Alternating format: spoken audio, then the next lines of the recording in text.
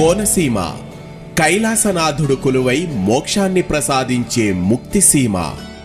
దక్షయజ్ఞం జరిగిన ద్రాక్షారామం, క్షణంలో ముక్తిని ప్రసాదించే ముక్తేశ్వరాలయం, భక్తుని కోసం సాక్షాత్తు పరమేశ్వరుడు కేశములు ధరించిన శ్రీ ఉమాకొప్పేశ్వరాలయం. ఇలా పేర్లు ఏవైనా సాక్షాత్తు ఆ పరమేశ్వరుడు కొలువు తీరిన కైలాసమే ఈ కోనసీమ.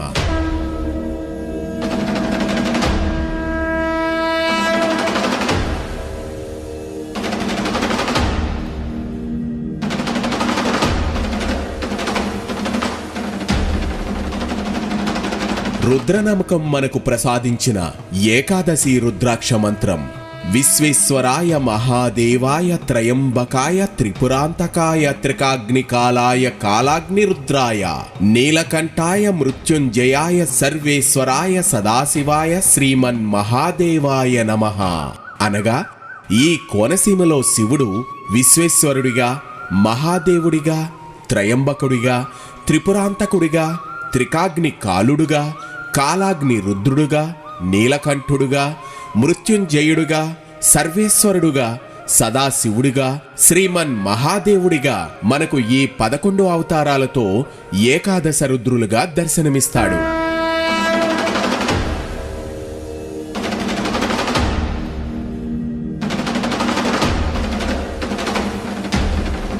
ఈ ఏకాదశ రుద్రులు నవ్యాంధ్రప్రదేశ్లోని తూర్పుగోదావరి జిల్లా కోనసీమ ప్రాంతంలో నెలకొని ఉన్నారు. ప్రతి సంవత్సరం కనుమ పండుగ రోజు జగ్గన్న తోట ప్రభల తీర్థంలో ఈ ఏకాదశ రుద్రులు సమావేశమవుతారు. అలా సమావేశమైన ఏకాదశ రుద్రులను ఒకే చోట చూస్తే మంచిదనే విశ్వాసంతో వేలాది మంది భక్తులు జగ్గన్న తోటకు విచ్చేస్తారు. ఈ ఏకాదశ రుద్రులలో మొదటివాడు విశ్వేశ్వర రుద్రుడు వ్యాఘ్రేశ్వరం. ఈ గ్రామానికి వ్యాఘ్రేశ్వరం అనే పేరు ఎలా వచ్చింది అంటే, ఒక పులి బ్రాహ్మణుడిని వేటాడేందుకు ప్రయత్నించింది. అతను గొప్ప శివభక్తుడాయే. పులి తరుముతున్న తరుణంలో భయపడి అతను చెట్టుపైకెక్కి శివనామ జపం చేస్తాడు. అతను జపం చేస్తున్నప్పుడు అతను ఆకులను కోసి చెట్టు కింద ఉన్న పులి మీద వేస్తాడు. కొద్దిసేపటి తర్వాత పులి పూర్తిగా ఆకులతో కప్పబడి కదలలేకుండా ఉంటుంది. అప్పుడు బ్రాహ్మణుడు మెల్లగా చెట్టు మీద నుండి క్రిందకు దిగి పులిపై ఉన్న ఆకులను తీసివేస్తాడు. ఆశ్చర్యకరంగా పులిని దేవతలు ఆశీర్వదించి శివలింగంగా మార్చారు. ఇక్కడ పులి అనగా సంస్కృతంలో వ్యాఘ్రము. అందుకే ఈ ఊరికి వ్యాఘ్రేశ్వరము అనే పేరొచ్చింది. ఇక్కడ పరమేశ్వరుడు శ్రీ బాలా త్రిపుర సుందరి సమేత వ్యాఘ్రేశ్వర స్వామిగా దర్శనమిస్తారు. ఈ వ్యాఘ్రేశ్వరం అమలాపురానికి కేవలం 13 కిలోమీటర్ల దూరంలో ఉంది.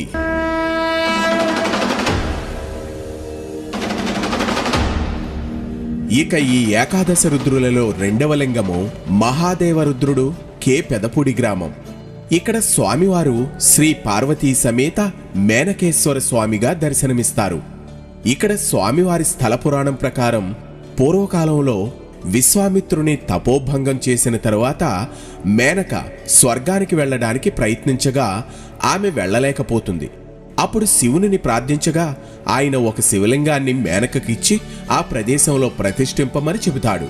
మేనక ఆ లింగాన్ని కృష్ణరాయుడు పెదపూడి అనగా కె పెదపూడి గ్రామంలో ప్రతిష్ఠించి స్వర్గానికి వెళ్ళిందని పురాణ కథ. మేనకచే ప్రతిష్ఠింపబడుటచే మేనకేశ్వర స్వామి అని పిలువబడుతుంది. ఈ పెదపూడి గ్రామం ముందు మనం దర్శించుకున్న వ్యాఘ్రేశ్వర స్వామి దేవాలయానికి కేవలం 5 కిలోమీటర్ల దూరంలో ఉంటుంది. ఈ ఏకాదశ రుద్రులలో మూడవ లింగము త్రయంబకేశ్వరుడు ఇరుసుమండ గ్రామం. ఇక్కడ శ్రీ బాలా త్రిపుర సుందరి సమేత ఆనందరామేశ్వర స్వామిగా భక్తులకి స్వామివారి దర్శనమిస్తారు. పురాణగాథ ప్రకారం రావణుని సంహరించిన తరువాత శ్రీరామచంద్రులు వారు సీతాలక్ష్మణ సమేతుడై పుష్పక విమానంలో అయోధ్యకు వెళుతూ ఉండగా మార్గమధ్యంలో ఇరుసుమండ వద్ద వారి విమానం కదలకుండా నిలిచిపోయిందట. అప్పుడు శ్రీరామచంద్రులు వారు శివుని ప్రార్థించి ఇక్కడ ఒక శివలింగాన్ని ప్రతిష్ఠించినని, అప్పుడు వారి పుష్పక విమానం ముందుకు కదలగా వారందరూ ఆనందభరితులయ్యారట. రామునిచే ప్రతిష్ఠింపబడినది కావున రామేశ్వరుడని, అందరికీ ఆనందదాయకమగుటచే ఆనందరామేశ్వరుడని పిలువబడుతున్నాడు. ఈ ఇరుసుమండ గ్రామం ముందు మనం దర్శించుకున్న కే పెదపూడి గ్రామానికి కేవలం 5 కిలోమీటర్ల దూరంలో ఉంది.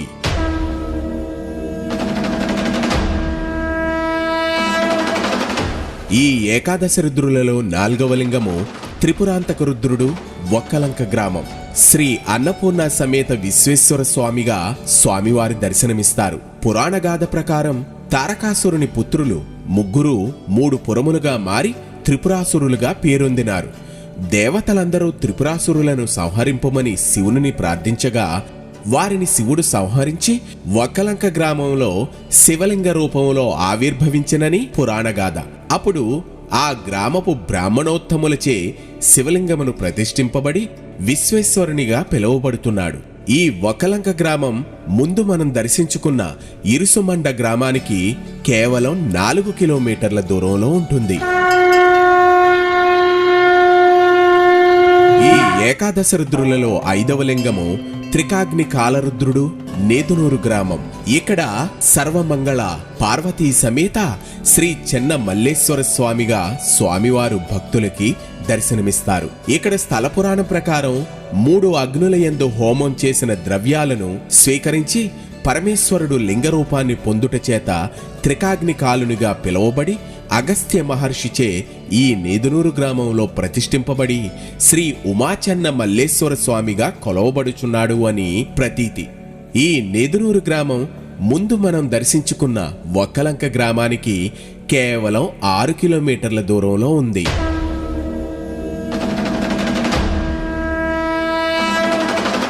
ఈ ఏకాదశ రుద్రులలో 6వ లింగము కాలాగ్ని రుద్రుడు, ముక్కామల గ్రామం. ఇక్కడ బాలా త్రిపుర సుందరీ సమేత శ్రీ రాఘవేశ్వర స్వామిగా కొలువుతీరి భక్తులకు దర్శనమిస్తున్నారు స్వామివారు. ఇక్కడ స్వామివారి చరిత్ర ప్రకారం రావణ సంహారం తర్వాత అగస్త్య మహాముని అయోధ్యకు వెళుతున్న శ్రీరామునిచే ఈ ప్రదేశంలో శివలింగాన్ని ప్రతిష్ఠింపజేసెను అని ఆ కాలాగ్ని రుద్రుడు శ్రీరామచంద్రునకు దివ్యాస్త్రాలను, ఖడ్గం ప్రసాదించినట. రాఘవునిచే ప్రతిష్ఠింపబడుట వల్ల రాఘవేశ్వర స్వామి అని పిలువబడుచున్నాడని, మరియు పాండవులు వనవాసం చేసేటప్పుడు శివుడు అర్జునుని పరీక్షింపదలిచి కిరాతుని వేషంలో అర్జునుని ధైర్య పరాక్రమాలను చూచి పాశుపతాస్త్రం ప్రసాదించినని, ఆయనే ఈ కాలాగ్ని రుద్రుడని మరొక కథ ప్రచారంలో ఉంది. ఈ ముక్కామల గ్రామం ముందు మనం దర్శించుకున్న నేదునూరి గ్రామానికి కేవలం 5 కిలోమీటర్ల దూరంలో ఉంది. ఈ ఏకాదశి రుద్రులలో 7వ లింగము నీలకంఠ రుద్రుడు, మొసలపల్లి. ఈ గ్రామంలో శ్రీ బాలా త్రిపుర సుందరి సమేత అనంత భోగేశ్వర స్వామిగా స్వామివారు దర్శనమిస్తున్నారు. ఇక్కడ స్థల పురాణం ప్రకారం దేవతలు, రాక్షసులు క్షీరసాగర మథనం సమయంలో వెలువడిన విషవాయువులను శివుడు తన కంఠమునందు నిక్షిప్తం చేసుకుని నీలకంఠుడైనాడు. ఆ గరళకంఠుడే మొసలపల్లి గ్రామమునందు లింగరూపమును ఆవిర్భవించనని, తనను కొలిచిన వారికి అనంత భోగాలను అందించేవాడు అని, అనేక భోగులు అనగా పాములను ఆభరణములుగా ధరించినవాడు అగుట వల్ల అనంత భోగేశ్వర స్వామిగా పిలువబడుతున్నాడు అని స్థల పురాణం. ఈ మొసలపల్లి గ్రామం ముందు మనం దర్శించుకున్న ముక్కామల గ్రామానికి కేవలం 4 కిలోమీటర్ల దూరంలో ఉంటుంది.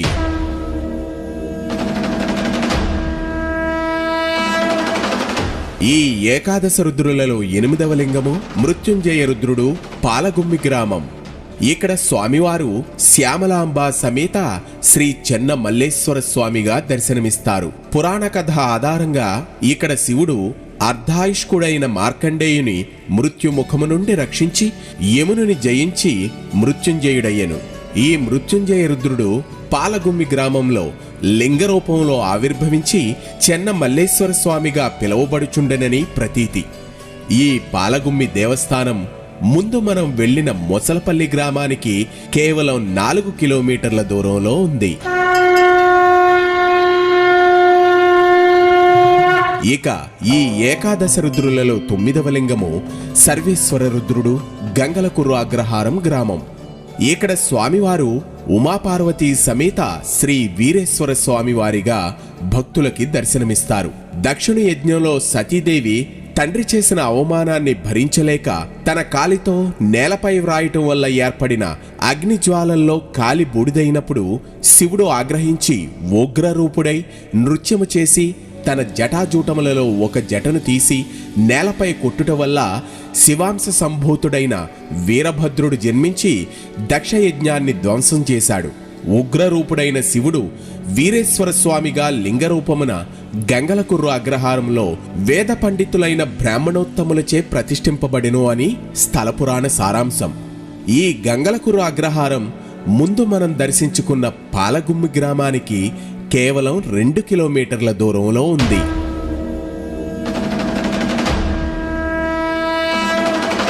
ఈ ఏకాదశ రుద్రులలో 10వ లింగము సదాశివ రుద్రుడు, గంగలకుర్రు గ్రామం. ఇక్కడ స్వామివారు సర్వమంగళ పార్వతీ సమేత శ్రీ చెన్న మల్లేశ్వర స్వామిగా భక్తులకి దర్శనమిస్తున్నారు. పురాణ కథ ప్రకారం పూర్వం బ్రహ్మ విష్ణువులు తమలో ఎవరు గొప్ప అనే వాదనకు దిగి శివుని వద్దకు వచ్చారు. అప్పుడు శివుడు ఆద్యంతము లేని లింగరూపమును ధరించి బ్రహ్మను తన శిరస్సును చూచి రమ్మనెను, విష్ణువును తన పాదాలను చూచి రమ్మనెను. విష్ణువు శివుని పాదములను కనుగొనలేక తిరిగి వచ్చి నేను చూడలేకపోయితినని చెప్పాను.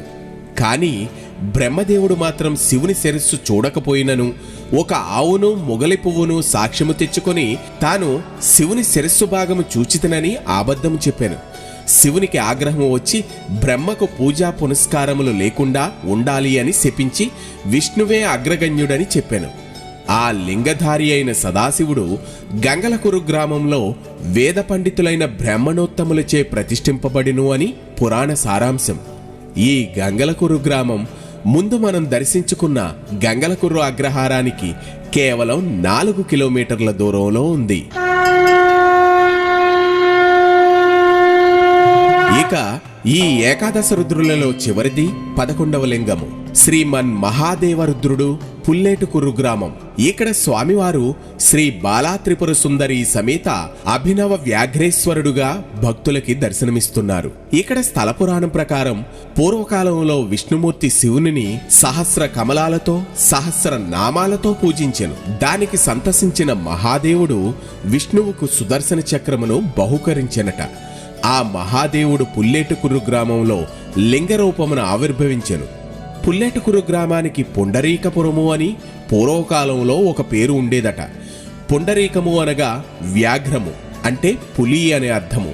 వ్యాఘ్రేశ్వరంలో వ్యాఘ్రేశ్వర స్వామి ఉండుట చేత ఈ గ్రామంలో శివుడు అభినవ వ్యాఘ్రేశ్వర స్వామి అని పిలువబడుతుండెను. ఈ పుల్లేటుకుర్రు గ్రామము ముందు మనం దర్శించుకున్న గంగలకుర్రు గ్రామానికి కేవలం 3 కిలోమీటర్ల దూరంలో ఉంది. ఈ 11 ఏకాదశ రుద్రులను ఏకకాలంలో ఒకే రోజున దర్శించిన ఏకాదశ రుద్రాభిషేకం చేసిన ఫలము కలుగును అని పురాణగాథ. సమస్త జనులకు ఏకాదశ రుద్రుల అనుగ్రహ ప్రాప్తిరస్తు. ఓం నమః శివాయ.